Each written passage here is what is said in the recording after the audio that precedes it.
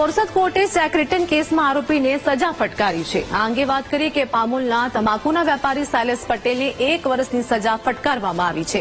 શૈલેષ પટેલ બોરસદ તાલુકા ભાજપના પૂર્વ મહામંત્રી છે, જેમાં શૈલેષ પટેલે 8 લાખ રૂપિયા વેપારી પાસેથી ઉધાર લીધા હતા। તો ઉધાર લીધેલા રૂપિયા ચૂકવવા આપેલો ચેક રિટર્ન થયો હતો, તો ફરિયાદીને 16 લાખ રૂપિયા ચૂકવવા કોર્ટનો આદેશ છે। સંવાદદાતા ઘનશ્યામ અમારી સાથે જોડાઈ ગયા છે। બોરસદ કોર્ટે ચેક રિટર્ન કેસમાં આરોપીને સજા ફટકારી, શું વધુ અપડેટ?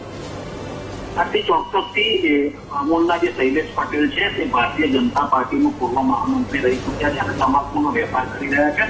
બોરસદના એક તેના મિત્ર પાસેથી તેણે 8 લાખ રૂપિયા હવાતૂચીના લીધા હતા અને ત્યારબાદ તે પૈસા પેટે તેણે ચેક આપ્યો હતો। વારંવાર તેના મિત્ર દ્વારા શૈલેષ પટેલ પાસે પૈસા માંગવામાં આવ્યા હતા, પરંતુ તેણે સદ્ધર કરી દીધા હતા। ત્યારબાદ જે કોર્ટ જે ચેક છે તે રિટર્ન થતા આખરે જે ફરિયાદી છે ત્યાં કોર્ટનું સારું લીધું હતું અને કોર્ટ દ્વારા બોરસદ કોર્ટ દ્વારા શૈલેષ પટેલ 1 વર્ષની સાદી કેસ અને જે ફરિયાદી છે તેને ડબલ પૈસા એટલે કે 8 ગુના 16 લાખ રૂપિયા ચૂકવવા આદેશ કર્યો છે। જી આભાર ઘનશ્યામ, માહિતી આપવા બદલ।